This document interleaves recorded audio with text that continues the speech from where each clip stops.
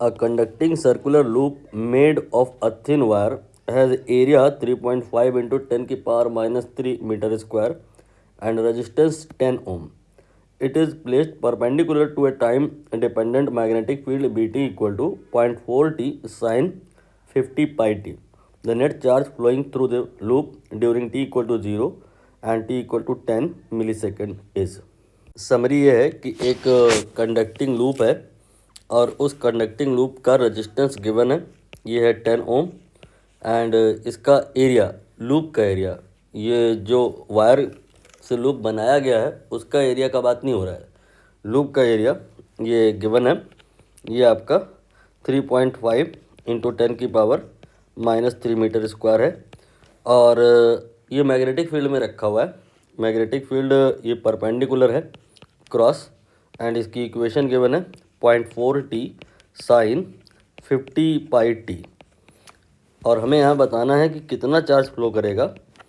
Time interval given है 0 second से लेकर के 10 मिली सेकेंड के बीच में। ये क्वेश्चन एज इट इज़ है जैसा एग्ज़ाम में आया था। इस डेटा के साथ अगर आप इसको करेंगे तो कोई भी ऑप्शन आपको यहाँ पे करेक्ट नहीं मिलेगा। सो डेटा में करेक्शन मैं करा देता हूँ, इसके बाद फिर करेक्ट ऑप्शन मिलेगा। यहाँ पर 0.1 ओम रेजिस्टेंस को आप कर लीजिए, then you get a right option over here. तो क्वेश्चन थोड़ा बहुत आपको अगर समझ में आया हो तो आप अप्रोच कर सकते हैं, नहीं तो फिर इसका सोल्यूशन देखिए। यहाँ पर जैसा कि आप देख रहे हो मैग्नेटिक फील्ड चेंज हो रही है, तो मैग्नेटिक फील्ड के चेंज होने की वजह से फ्लक्स चेंज होगा और फ्लक्स के चेंज होने की वजह से ईएमएफ इंड्यूस होगा और उसकी वजह से करंट होगा और करंट की वजह से चार्ज होगा। यहाँ पे चार्ज निकालना है, ठीक। लेकिन यहाँ पे एक रिमार्केबल पॉइंट है कि बीच की जो कुछ कहानी मैंने बताई, क्या कि बी चेंज हो रहा है, उसकी वजह से फाई चेंज होगा, फाई की वजह से ईएमएफ इंड्यूस होगा, उसकी वजह से करंट होगा और फिर चार्ज निकालेंगे। ये बीच की कहानी इग्नोर करी जा सकती है, इसको समझना होगा, थोड़ा मैथमेटिकली अप्रोच करना पड़ेगा। जैसे कि आप जानते हैं फाई इक्वल टू होता है बी ए, यहाँ पर थीटा जो है वो ज़ीरो लिया जाएगा। सो बी ए कॉस थीटा पूरा होता है फार्मूला, बट थीटा जीरो लेंगे तो कॉस जीरो 1 हो जाएगा। Flux phi can be B into A. Now यहाँ पे बी चेंज हो रहा है, इसकी वजह से फ्लक्स चेंज होगा, तो D phi by D T ये आप निकाल सकते हैं। अभी निकालना नहीं है, बस इमेजिन करिए कि निकाल लिया है आपने। और फिर अगर इंड्यूस ईएमएफ निकालना है तो फैराडे लॉ के अकॉर्डिंग इसी को आप माइनस ई के बराबर कर देंगे। और फिर अगर आपको करंट निकालना है तो इसी में आप रेजिस्टेंस से डिवाइड कर देंगे, क्योंकि जो करंट होता है अकॉर्डिंग टू ओम्स लॉ ये आपका V बाई आर होता है। V की जगह आप E ले सकते हैं। तो मैग्नीट्यूड वाइज अगर हम बात करें तो ये हो गया D phi divide by R D T, ठीक है। और हमें अब करंट निकालना है, नहीं करंट निकल आया है, हमें चार्ज निकालना है। तो जो चार्ज होता है डी क्यू वो होता है आई डी टी, राइट, क्योंकि आई जो होता है दरअसल वो होता है D Q by D T. यहाँ से D Q I D T कहा जा सकता है और आई हमने निकाला है तो D phi divided by R D T and multiplied by D T. आपको यहाँ पे नोट करना है कि डी टी कैंसिल हो गया, तो डी क्यू जो आ गया वो आ गया D phi divide by R. इससे आपको वो वाली बात समझ में आएगी जो मैंने अभी थोड़ी देर पहले बताई थी कि आपको क्यू निकालने के लिए फाई निकालना है, लेकिन ई और आई नहीं निकालना है। डायरेक्ट आप फाई से क्यू पर जंप कर जाएंगे।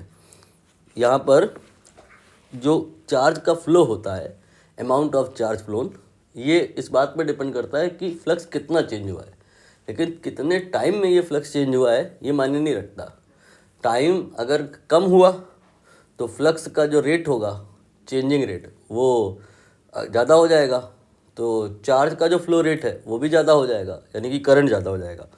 तो टाइम अगर चेंज हो रहा है उससे कंट्रोल होता है करंट, उससे करंट होता है कंट्रोल होता है EMF. But charge D Q इसका टाइम से कोई लेना देना नहीं है, बस देखना होता है फ्लक्स कितना चेंज हुआ है।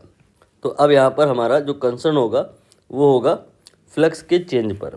तो हम एक बार फ्लक्स निकालेंगे शुरुआत में, एक बार फ्लक्स निकालेंगे बाद में, और फिर दोनों को माइनस कर देंगे तो चेंज इन फ्लक्स आ जाएगा। तो शुरुआत में टाइम 0 है, ये टाइम 0 रख देंगे यहाँ पे टी की वैल्यू, तो वो तो 0 आ जाएगा। और फिर टी की वैल्यू हम यहाँ पे 10 रख देंगे। तो 50 पाई इंटू 10, लेकिन ध्यान देना मिली सेकेंड है, तो इसको आपने 1000 से डिवाइड करना पड़ेगा। तो आ जाएगा 0.4, then sine, then 50, then pi and T here 10 divide by 1000। तो ये आपका साइन के अंदर जो एंगल आएगा that will be pi by 2। Pi by 2 बोले तो 90 साइन के केस में 1 होता है। तो ये आपका जो बी आएगा दैट टाइम 0.4 आएगा।